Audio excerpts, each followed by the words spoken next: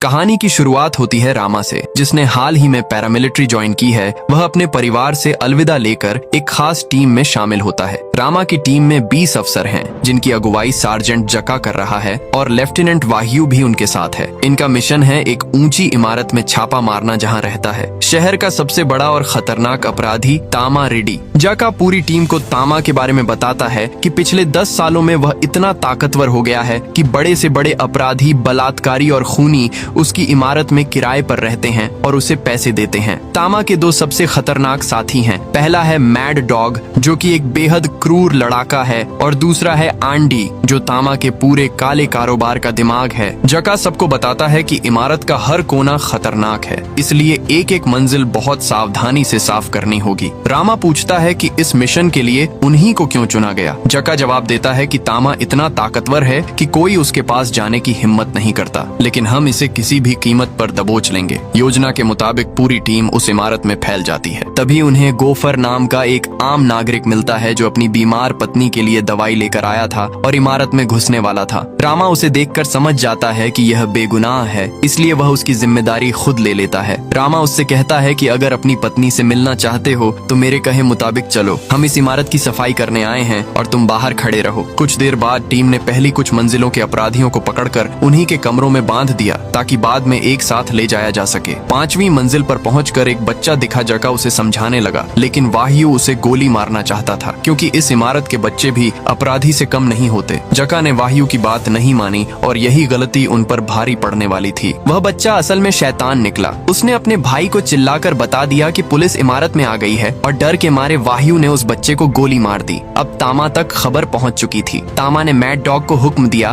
कि इमारत के सारे संपर्क तोड़ दो और बाहर खड़े सभी अफसरों को स्नाइपर से ठिकाने लगा दो, ताकि कोई सबूत न बचे और कोई मदद के लिए न आए। तामा के स्नाइपरों ने बाहर खड़े अफसरों को एक एक करके मार गिराया, जिनकी गोलियों की चपेट में खिड़की पर खड़े अफसर भी आए, और जो लोग पकड़े गए थे उन्होंने बाकी अफसरों को मारकर 5वीं मंजिल तक इमारत को कब्जे में ले लिया। तामा जानता था कि जका और उसके अफसर किस मंजिल पर फंसे हैं, इसलिए उसने बिजली काट दी और इंटरकॉम पर ऐलान किया। तामा ने ऐलान किया कि बिन बुलाए मेहमान आए हैं, उन सबको मार दो और बदले में तुम्हें जिंदगी भर मुफ्त में यहाँ रहने की जगह मिलेगी। जका ने वाह्यू से कहा कि फौरन बैकअप बुलाओ, लेकिन वाह्यू ने बताया कि किसी को इस मिशन की खबर नहीं है, ये मिशन सिर्फ उसका अपना था। जका का चेहरा गुस्से और हैरानी से भर गया। उसे समझ आ गया कि वे सब बुरी तरह फंस चुके हैं। अंधेरे में सब छुपे हुए थे। तभी एक दरवाजा खुला और एक अफसर ने डर के मारे उधर गोली चला दी। उस गोली की रोशनी से दुश्मनों को पता चल गया कि अफसर कहाँ हैं, और उन्होंने अंधाधुंध गोलियां बरसाना शुरू कर दिया। इसमें कई अफसर और अपराधी मारे गए। उधर आंडी को यह सब देखकर बेहद गुस्सा आया। उसने तामा से कहा कि हम अफसरों को खरीदते हैं, मारते नहीं। आंडी ने कहा कि अगर और अफसर आए तो हम सबका मरना तय है, लेकिन तामा ने उसे शांत किया और कहा कि चिंता मत करो, ये मिशन किसका है मुझे अच्छे से पता है। तभी आंडी की नजर मॉनिटर पर रामा पर पड़ी और वह अजीब सोच में डूब गया, जैसे वह रामा को पहले से जानता हो। इधर क्रिमिनल्स से बचते हुए कई अफसर मारे जा चुके थे। जका की टीम धीरे धीरे खत्म हो रही थी। रामा ने एक बम से पीछा करने वाले ढेर सारे अपराधियों को उड़ा दिया। तामा ने ज्यादा नुकसान देखकर मैड डॉग और आंडी को नीचे भेजा कि इमारत को सुरक्षित करो। उस धमाके में रामा और बोवो दोनों बुरी तरह घायल हो गए थे। रामा बोवो को छुपाने की जगह ढूंढने लगा, ताकि उसे कहीं सुरक्षित रखकर खुद बाहर निकलने का रास्ता खोज सके। मैड डॉग को आंडी पर शक था, इसीलिए मैड डॉग ने अपने कुछ आदमी आंडी के साथ लगा दिए। उधर जका और वाह्यू टीम से बिछड़ चुके थे। एक खतरनाक गिरोह जो चाकुओं से लड़ता था टीम के बचे खुचे सदस्यों को ढूंढ रहा था। रामा को गोफर की याद आई, क्योंकि वही एक इंसान था जो बोवो को छुपाने में मदद कर सकता था। लेकिन इससे पहले रामा उस तक पहुंचता, अपराधियों ने उस पर हमला कर दिया। रामा ने उन सबसे जमकर लड़ाई की और एक एक को खत्म कर दिया, लेकिन उसकी गोली की आवाज ने चाकू गिरोह को उसकी जगह बता दी। इससे पहले कि वे रामा तक पहुंचते, रामा गोफर के घर में छुप गया, लेकिन चाकू गिरोह का सरदार गोफर को धमकाने लगा कि अगर घर में अफसर मिला तो तुझे और तेरी पत्नी को मार दूंगा। लेकिन रामा किस्मत से उस गिरोह से बच गया। इधर आंडी ने चालाकी से मैड डॉग के दोनों आदमियों को मार दिया और अकेले आगे बढ़ गया। इसकी वजह हमें आगे पता चलेगी। रामा ने गोफर से बाहर जाने का रास्ता पूछा तो गोफर ने बताया कि यहाँ से जाने के सारे रास्ते तामा की निगरानी में हैं। फिर गोफर ने एक चौंकाने वाली बात कही कि जो बूढ़ा तुम्हारे साथ आया था वह पहले भी तामा से मिलने इस इमारत में आ चुका है। इसका मतलब था कि वाह्यू और तामा के बीच कोई पुराना संबंध है। रामा ने बोवो को गोफर के पास छोड़ा और अकेले आगे बढ़ा। आगे चाकू गिरोह के सरदार से भी उसकी मुठभेड़ हुई और रामा ने उसे और उसके साथियों को भी खत्म कर दिया। लेकिन इतनी लड़ाई के बाद रामा बुरी तरह जख्मी हो गया था और थककर चूर हो गया था। तभी किसी ने उसे दबोचकर दीवार पर लगाया। रामा ने पलटवार किया और सामने देखा तो उसके होश उड़ गए। वह आंडी था, उसका अपना छोटा भाई। आंडी ने रामा को अपने कमरे में छुपाया और दोनों भाइयों में लंबी बात हुई। रामा ने बताया कि उसे पुलिस के नोटिस बोर्ड पर आंडी की तस्वीर देखकर पता चला था कि वह यहाँ है, लेकिन उसने कभी किसी को नहीं बताया कि आंडी उसका भाई है। रामा उसे घर वापस ले जाना चाहता था। रामा ने कहा कि वह जल्दी बाप बनने वाला है और आंडी अंकल बनेगा। यह सुनकर आंडी के मन में कुछ हलचल हुई। उसने तय किया कि वह रामा को किसी भी तरह इस इमारत से बाहर निकालेगा। इधर जका मिशन बंद करना चाहता था क्योंकि आधे से ज्यादा टीम मर चुकी थी, लेकिन वाह्यू किसी भी कीमत पर तामा को गिरफ्तार करना चाहता था। जका ने उसे धमकी दी कि यहाँ से निकलने के बाद छोड़ूंगा नहीं। अब वाह्यू का पिछला इतिहास जान लेते हैं। वाह्यू के कई बड़े अफसर थे जो अपराध की दुनिया को छुपकर सहायता देते थे और बदले में मोटी रकम लेते थे। वाह्यू भी उनके जैसा बनना चाहता था, लेकिन उसका ओहदा छोटा था, इसलिए बड़े अपराधियों से संपर्क करने का मौका नहीं मिलता था। तामा को गिरफ्तार करके वह पदोन्नति चाहता था ताकि उसे भी ऐशो आराम की जिंदगी मिले। सीधी बात यह थी कि वाह्यू तामा को पकड़कर बड़े अपराधियों से संपर्क बनाना चाहता था ताकि पैसों की कोई परेशानी न रहे। वापस इमारत पर आते हैं। वाह्यू ने जका से कहा कि बिना तामा के यहाँ से जिंदा नहीं जा सकते। तभी मैड डॉग ने जका पर हमला कर दिया। मैड डॉग ऐसा लड़ाका था जो किसी हथियार के बिना भी उतना ही खतरनाक था जितना हथियार के साथ होता। जका ने मैड डॉग को कमजोर समझने की भूल की और उसे इसकी कीमत जान देकर चुकानी पड़ी। मैड डॉग ने जका की गर्दन मरोड़ दी और उसकी जान ले ली। इसके बाद वह जका की लाश लेकर तामा के पास गया। उधर आंडी यह दिखाने की कोशिश कर रहा था कि सब ठीक है, लेकिन तामा तो सीसीटीवी में सब देख चुका था। उसने आंडी को रामा के साथ देख लिया था और उसकी असलियत जान ली थी। रामा किसी तरह वाह्यू के पास पहुंचा और बताया कि जका मर चुका है। अब एकमात्र रास्ता यह है कि तामा को गिरफ्तार किया जाए और उसी की मदद से इमारत से बाहर निकला जाए। लेकिन यह इतना आसान नहीं था। उन्हें ऊपर पहुंचने के लिए ढेर सारे अपराधियों से लड़ना होगा। रामा, वाह्यू और दागू ऊपर की तरफ लड़ते हुए बढ़ने लगे। रास्ते में उन्होंने नशे की दवाइयां बनाने वाली जगह भी साफ की। रामा आगे बढ़ रहा था, तभी उसे आंडी की चीख सुनाई दी। मैड डॉग उसे बेरहमी से पीट रहा था। रामा उस कमरे में घुसा और दोनों भाइयों ने मिलकर मैड डॉग का सामना किया। वह बेहद भयंकर और लंबी लड़ाई थी। मैड डॉग हर बार दोनों को पछाड़ देता था, लेकिन दोनों भाइयों ने भी हार नहीं मानी। आखिरकार दोनों ने एक टूटी ट्यूबलाइट का कांच मैड डॉग की गर्दन में घोंप दिया। मैड डॉग वहीं गिरकर मर गया। उधर वाह्यू और दागू तामा के कमरे तक पहुंच गए थे। वाह्यू ने बंदूक तामा पर तानी और दागू को उसे बांधने का हुक्म दिया, लेकिन अचानक वाह्यू ने पलटवार किया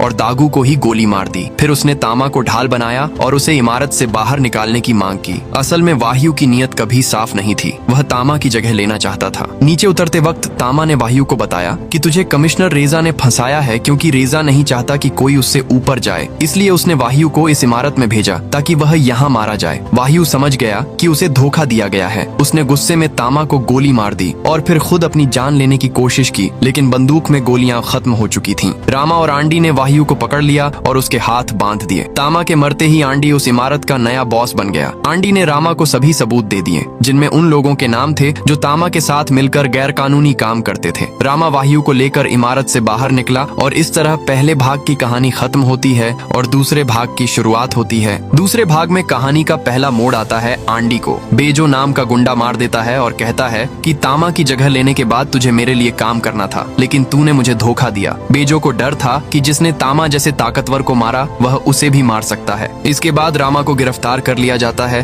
और अंडरकवर एजेंट मुनव्वर उससे मिलता है। मुनव्वर वाह्यू को मार देता है क्योंकि वह भ्रष्ट था और रामा को एक्सपोज कर सकता था। फिर मुनव्वर रामा को एक प्रस्ताव देता है कि तुम अंडरकवर एजेंट बनकर काम करो, क्योंकि तामा से मिले सबूत अपराधी नेटवर्क को जेल पहुंचाने के लिए काफी नहीं है। सबूत इकट्ठा करने के लिए बड़े अपराधियों, नेताओं और भ्रष्ट अफसरों को अंदर से पकड़ना होगा। रामा ने मना किया, लेकिन मुनव्वर ने कहा कि अगर तुमने साथ नहीं दिया तो तुम्हारा परिवार खतरे में है। आंडी को तो मार ही चुके हैं, अब उनकी नजर तुम्हारे घर वालों पर है, लेकिन हमारा साथ दो तो हम तुम्हारे परिवार की सुरक्षा करेंगे और साथ में आंडी की मौत का बदला लेने का मौका भी मिलेगा। परिवार की सुरक्षा और भाई की मौत का बदला, दोनों बातों ने रामा को हाँ कहने पर मजबूर कर दिया। रामा के हाँ कहते ही मुनव्वर ने छापे मारने वाली टीम के रिकॉर्ड से रामा का नाम हटा दिया, यानी रामा का कोई भी पुलिस रिकॉर्ड नहीं बचा। इसके बाद पुलिस कमिश्नर ने रेजा को उस रेड की जांच करने का आदेश दिया, लेकिन रेजा खुद एक भ्रष्ट अफसर था। शहर में बढ़ रहे अपराध में उसी का सबसे बड़ा हाथ था। वह गुंडों से पैसे लेकर उन्हें सुरक्षा देता था। मुनव्वर का मुख्य निशाना गुंडों के बड़े बॉस थे, क्योंकि उन्हीं के जरिए रेजा और बड़े अफसर बेनकाब हो सकते थे। बैंगन नाम के गैंगस्टर गैंगस्टर की गिरोह में घुसने के लिए रामा को पहले उसके बेटे ऊचो से नजदीकी बढ़ानी थी, जो उस वक्त जेल में था। ऊचो ने एक नेता के बेटे को पीटा था, इसीलिए वह जेल गया था। मुनव्वर ने रामा से उसी नेता के बेटे को पिटवाया ताकि ऊचो रामा को अपना दोस्त समझे। जेल में ऊचो के गिरोह के सदस्यों ने रामा पर हमला कर दिया, क्योंकि नए कैदियों के साथ वे हमेशा ऐसा ही करते थे ताकि कोई खुद को बॉस न समझे। लेकिन यहाँ मामला उल्टा हो गया। रामा ने सबको धूल चटा दी। रामा की लड़ने की काबिलियत देखकर ऊचो बहुत खुश हुआ और उसने रामा को अपने गिरोह में शामिल होने का प्रस्ताव दिया, लेकिन रामा ने उसे नजरअंदाज कर दिया। इसके बाद बैंगन का दाहिना हाथ ईका जेल में ऊचो से मिलने आया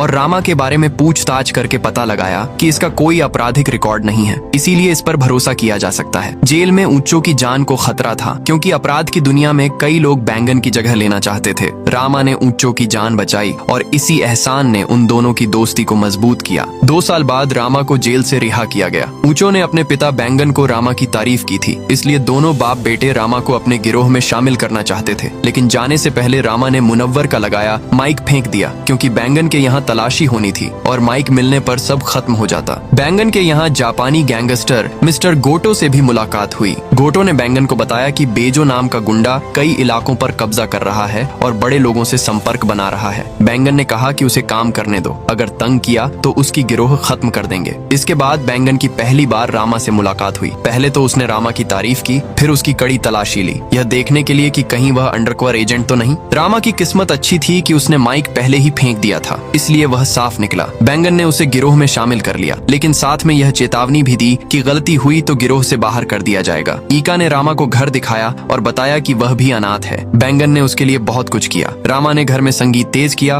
और मुनव्वर को फोन किया। रामा ने मुनव्वर को कहा कि उसके लगाए माइक की वजह से वह मरते मरते बचा। आगे वह अपने हिसाब से काम करेगा और अपने तरीके से खबर देगा, क्योंकि मुनव्वर की बात मानने से तो जल्दी मर जाएगा। इसके बाद रामा ने अपनी पत्नी और बच्चे से बात की और जब पता चला कि वे ठीक हैं, तो उसे हिम्मत मिली। अगले दिन ऊचो रामा और ईका टूपान नाम के गैंगस्टर से वसूली लेने गए। टूपान बैंगन के इलाके में अश्लील वीडियो का धंधा करता था और उसके बदले में सरकारी सुरक्षा मिलती थी। लेकिन ऊचो ने इस बार ज्यादा पैसे मांगे, क्योंकि टूपान ने अपने धंधे के साथ नशे का कारोबार भी शुरू कर दिया था, जबकि पैसे सिर्फ वीडियो के देता था। टूपान को यह डील पसंद नहीं आई और लड़ाई शुरू हो गई, जो इस फिल्म की सबसे देखने वाली लड़ाइयों में से एक है। किसी तरह टूपान और उसके गिरोह को ठिकाने लगाकर ऊचो ने सारे पैसे बैंगन को दे दिए। बैंगन रामा के काम से खुश था। उसने कहा कि हमारे आज के काम से बाकी लोग सावधान रहेंगे। बैंगन की नजर में ऊचो की हैसियत एक ऐसे बेटे जैसी थी जिसे अभी और सीखना है। ऊचो ने बैंगन से ज्यादा जिम्मेदारी मांगी, लेकिन बैंगन ने कहा कि अभी बच्चे हो, थोड़ा और अनुभव लो। बाप की बात दिल पर लग गई और ऊचो एक बार में गया जहाँ वह लड़कियों से बदतमीजी करने लगा। लेकिन लड़कियों ने उसे करारा जवाब दिया कि तुझे सिर्फ तेरे बाप की वजह से माफ करते हैं, वरना तेरी कोई औकात नहीं। यह सुनकर ऊचो बेहद शर्मिंदा हुआ। तभी उसे एक कॉल आई। रामा ने उसी मौके का फायदा उठाकर ऊचो के बटुए में एक माइक लगा दिया। इसके बाद बैंगन अपने उस आदमी से मिला जो पहले भाग में मैड डॉग का किरदार निभा चुका था। उसका नाम प्रकाशो था और वह बैंगन का सबसे भरोसेमंद हिटमैन था। बैंगन ने उसे एक आदमी को ठिकाने लगाने का काम दिया, क्योंकि वह हद से बाहर जा चुका था। प्रकाशो एक कमाल का लड़का था। इसके बाद बैंगन ने रामा को एक खास जिम्मेदारी दी कि ऊचो पर नजर रखो। बैंगन ने रामा से कहा कि मेरे बेटे में बहुत आग है, मुझे डर है कि यह आग एक दिन हम सबको जला देगी। वह कहाँ जाता है, किससे मिलता है, यह सब मुझे बताओ, नहीं तो मैं तुम्हें मार दूंगा। बैंगन ने यह इसलिए कहा क्योंकि शहर में और भी गुंडे थे जो ऊचो के गुस्से का फायदा उठा सकते थे। थोड़ी देर पहले ऊचो को जो कॉल आई थी वह बेजो की थी। बेजो ऊचो से मिला। बेजो ने ऊचो को बैंगन के खिलाफ भड़काया और अपने बचपन की कहानी सुनाई कि उसके बाप ने उसे कुछ नहीं समझा, लेकिन आज देखो कहाँ हूँ। दोस्ती बढ़ाने के लिए बेजो ने उन कैदियों को ऊचो के हवाले किया जिन्होंने जेल में ऊचो को मारने की कोशिश की थी। बेजो ने कहा कि तुम्हारे बाप ने कुछ नहीं किया, लेकिन ये मेरा दोस्ती का तोहफा है, आगे मिलकर पूरे शहर पर राज करेंगे। बेजो ने ऊचो को बताया कि गोटो परिवार कुछ ही दिनों में पूरे शहर पर कब्जा कर लेगी, क्योंकि रेजा समेत कई बड़े लोग उनके साथ हैं। एक दिन ऐसा आएगा जब तुम्हारे पिता कुछ नहीं कर पाएंगे, इसलिए हम दोनों मिलकर गोटो और बैंगन को एक दूसरे से भिड़ा देंगे। इससे गोटो परिवार खत्म होगा और पूरे शहर पर बैंगन का कब्जा होगा। फिर तुम मुझे गोटो का इलाका दे देना। बेजो ने यह भी कहा कि अगर तुम्हारे पिता को यह पसंद नहीं आया तो उन्हें भी खत्म कर देंगे। ऊचो ने सोचने के लिए वक्त मांगा कि मामला बड़ा है। कैदियों को मारते वक्त ऊंचो ने उनके हाथ पर एक खास टैटू देखा जो बाद में काम आने वाला था। माइक की वजह से रामा ने यह सारी बातें सुन ली। उसे ऊंचो और बेजो के पूरे षड्यंत्र की जानकारी हो गई, लेकिन वह किसी को बता नहीं सकता था। इसके बाद प्रकाशो अपनी पत्नी के पास गया और पैसे देकर बच्चों से मिलने की बात की, लेकिन पत्नी ने मना कर दिया। उसने पैसे तो ले लिए, लेकिन साफ कह दिया कि हमें तुम्हारे काम से नफरत है, दूर रहो। ऊंचो ने प्रकाशो को अपने क्लब में बुलाया और उसे गोटो परिवार के खिलाफ भड़काने की कोशिश की, लेकिन प्रकाशो ने समझाया कि अपने पिता पर भरोसा रखो, वक्त आने पर सब मिलेगा। ऊंचो बहाने से वहां से चला गया और बेजो के गुंडों ने प्रकाशो पर हमला कर दिया। प्रकाशो ने सबका डटकर मुकाबला किया, लेकिन आखिर में बेजो के हिटमैन ने उसे मार दिया। ऊंचो ने बैंगन को बताने की कोशिश की कि यह काम गोटो का है, हमें बदला लेना चाहिए, लेकिन बैंगन ने गोटो से पंगा लेने से मना किया। उसने कहा कि लंबे समय तक टिकने के लिए शांति जरूरी है। बैंगन ने प्रकाशो के परिवार की जिंदगी भर देखभाल करने का वादा किया, लेकिन बदले के चक्कर में गोटो से दुश्मनी नहीं ली। ऊंचो और बेजो का पहला पत्ता उल्टा पड़ गया। ऊंचो ने बेजो को बताया कि पिता ने पंगा लेने से मना कर दिया। बेजो ने अपने गुंडों को हुक्म दिया कि गोटो और बैंगन दोनों की गिरोहों को निशाना बनाओ, लेकिन ऐसा दिखे जैसे यह हमला हमने नहीं किया। इसके बाद कुछ लोगों ने रामा पर भी हमला किया, लेकिन ये लोग बेजो के नहीं बल्कि पुलिस के अफसर थे। यह देखकर रामा हैरान रह गया। अपराध की दुनिया का एक बड़ा बॉस दोनों गिरोहों के बीच समझौता करवाने की कोशिश करने लगा। ऊंचो को प्रकाशो का बदला लेना था, जबकि उसे मारा भी ऊंचो के आदमियों ने था, लेकिन बैंगन ने समझदारी दिखाई और सबसे माफी मांगी। मुनव्वर ने रामा को फोन किया तो रामा ने कहा कि मुझे यहाँ से निकालो, पुलिस वाले मुझे क्यों मारने आए थे। मुनव्वर ने बताया कि रेजा बेजो के साथ मिल गया है और वह चाहता है कि रामा मारा जाए। रामा के पास सबूत तो थे, लेकिन मुनव्वर को उन लोगों की सूची चाहिए थी जो सरकार में बैठकर इन अपराधियों की मदद करते हैं। ये सूची अभी रामा के पास नहीं थी, यानी रामा को ऊंचो के साथ थोड़ा और रहना होगा। इसके बाद ईका ने रामा को ऑफिस बुलाया, क्योंकि ऊंचो ने मामला बिगाड़ दिया था। बैंगन ऊंचो को ऑफिस में मार रहा था और उसे गुस्से में कह रहा था कि तेरी बेवकूफी की वजह से हमें गोटो को कुछ इलाके देने पड़ेंगे। तभी ऑफिस में बेजो आया और ऊंचो को उसके साथ देखकर बैंगन सारा खेल समझ गया। उसी पल ऊंचो ने अपने ही पिता बैंगन को गोली मार दी। हालांकि ऊंचो ने ईका को नहीं मारा, शायद बाप को मारने के बाद उसे पछतावा हो रहा था। बेजो ईका को मारने वाला था, लेकिन रामा ने सबसे लड़कर ईका को भगा दिया। इसी चक्कर में रामा खुद बेजो के हाथ लग गया। बेजो के लोग उसे आंडी की तरह मारने वाले थे, लेकिन ईका ने रामा को बचा लिया। गोटो को पता चल गया कि रेजा बेजो और ऊंचो तीनों मिल गए हैं और वे पूरे शहर पर कब्जा करना चाहते हैं। इसलिए गोटो ने अपने लोगों को हुक्म दिया कि तीनों को खत्म कर दो, नहीं तो बाद में परेशानी होगी। रामा को बचाने की कोशिश में ईका मारा गया, लेकिन मरने से पहले उसने बताया कि वह भी एक अंडरकवर एजेंट था। फिल्म की शुरुआत में उसने रामा से कहा था कि हम एक ही जगह से हैं। इस बात का असली मतलब था कि वह भी अंडरकवर एजेंट है। मुनव्वर ने रामा को बताया कि ईका अंडरकवर था, लेकिन एक बार गलत जानकारी की वजह से उसे बैंगन का आदमी समझ लिया गया था। रामा ने उसकी गलतफहमी दूर की कि ईका ईमानदार था और उसी की वजह से मैं जिंदा हूँ। मुनव्वर ने बताया कि रेजा ने कमिश्नर को भी मार दिया, अब उसे रोकना लगभग नामुमकिन है। बेजो के ठिकाने पर रेजा बेजो और ऊंचो तीनों थे। अपने बटुए में वह माइक देखा और उसे लगा कि यह बेजो ने लगाया है। उसे समझ आ गया कि बेजो ने उसे इस्तेमाल किया और मौका देखते ही उसे मार देगा। इधर रामा बेजो के ठिकाने पर पहुंचा और सबसे लड़ने लगा, क्योंकि शहर को बचाने का और कोई रास्ता नहीं था। बेजो ने अपने हिटमैन को रामा को मारने का हुक्म दिया। इधर रेजा बेजो से मुंह मांगे पैसों की मांग कर रहा था और उसने ऊंचो को भी बेइज्जत किया, जैसे वह कोई जानवर हो। तभी ऊंचो की नजर उस टैटू पर जो कैदियों के हाथ पर भी था, यानी वह कैदी बेजो के थे और ऊंचो को मारने के लिए बेजो ने ही उन्हें भेजा था। बेजो का पूरा षड्यंत्र ऊंचो के सामने एकदम साफ हो गया। उसे अपने पिता की याद आई और वह शर्मिंदा हो गया। रामा और बेजो के हिटमैन के बीच बेहद क्रूर और लंबी लड़ाई हुई। जख्मी हालत में भी रामा ने सबको मार गिराया और बेजो के पास पहुंचा। बेजो ने एक शॉटगन रेजा की तरफ फेंकी ताकि दोनों मिलकर रामा को मार दें, लेकिन बीच में ऊंचो आ गया। उसने वह शॉटगन उठाई और रेजा को गोली मार दी, फिर बेजो को भी खत्म कर दिया। दोनों खलनायक एक झटके में समाप्त हो गए। इसके बाद ऊंचो ने रामा को भी मारने की कोशिश की, लेकिन रामा के हाथों ऊंचो की मौत लिखी थी। मरते वक्त ऊंचो के चेहरे पर एक गहरी उदासी थी। शायद वह जानबूझकर रामा के हाथों मरना चाहता था, क्योंकि अगर वह रामा को मारना चाहता तो पहले ही मार देता। रामा को बचाने के लिए मुनव्वर उस ठिकाने की तरफ आ रहा था। तभी रामा के पास गोटो परिवार पहुंची। सबको मरा देखकर गोटो परिवार के एक सदस्य ने रामा को एक प्रस्ताव दिया जो हमें सुनाई नहीं दिया, लेकिन रामा ने उस प्रस्ताव को ठुकरा दिया और कहा कि अब और नहीं। और इसी के साथ इस फिल्म की कहानी का अंत होता है।